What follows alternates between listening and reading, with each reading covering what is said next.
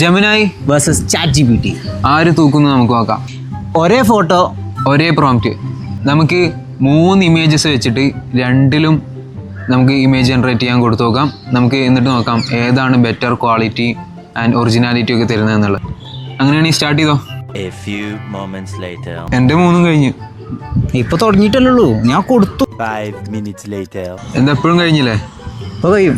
10 1 eternity later.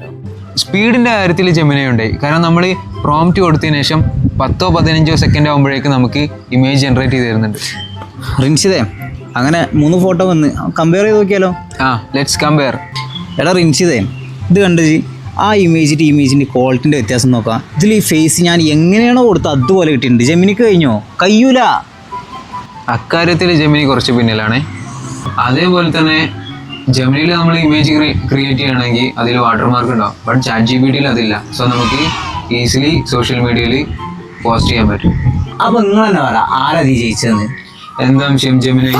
ജെമിനിയോ? അപ്പോൾ നിങ്ങൾ പറയാ ആരാണ് ജയിച്ചത്?